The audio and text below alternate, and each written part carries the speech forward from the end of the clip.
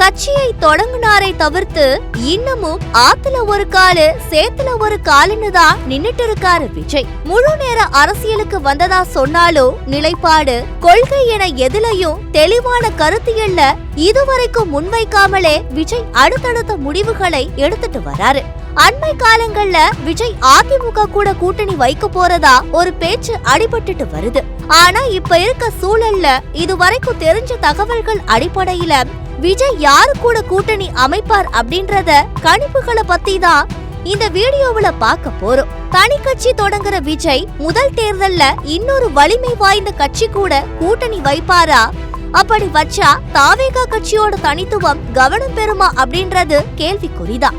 திராவிட கட்சிகளுக்கு மாற்று தேவை என்ற அடிப்படையில தான் எப்பவுமே மூணாவது அணி அமையும். அதனால அப்படி ஒரு திட்டம் இருந்தா திமுக அதிமுகன்னு இரண்டு கட்சிகளையுமே எதிர்த்துதான் விஜய் போட்டியிட வாய்ப்பு இருக்கு. தலைவா படம் தொடங்கி சர்க்கார் படம் வரைக்கும் அதிமுகவினர் கூட பல்வேறு பஞ்சாயத்துகளும் விஜய்க்கு இருக்கு. விஜய் விடுதலை சிறுத்தைகள் அல்லது இடதுசாரி கட்சிகளை ஒன்றிணைத்து மூன்றாவது அணி அமைக்க வாய்ப்பு இருக்கு. இதுக்கான பேச்சுவார்த்தையே கூட போயிட்டு இருக்கிறதா வட்டார தகவல்கள் கசிஞ்சிட்டு இருக்கு. தமிழ்நாட்டுல பாஜக கட்சிக்கு துளி கூட ஆதரவு இல்லாத நிலையில பாஜக பக்கம் போறத விஜய் தவிர்ப்பார் என்றே எதிர்பார்க்கலாம்.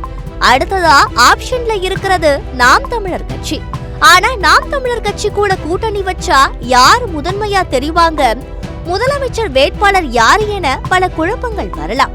அதிமுக, தாவேகா மற்றும் நாம் தமிழர் இந்த மூணு கட்சிகளும் சேர்ந்து கூட்டணி அமைக்க வாய்ப்பு இருக்கிறதா ஒரு பக்கம் கணிக்கப்பட்டாலும் திமுக கூட்டணியை உடைக்கிறது தான் விஜயோட முக்கிய திட்டம்னு அவருக்கு நெருக்கமான வட்டாரங்கள்ல பேசப்படுறது குறிப்பிடத்தக்கது.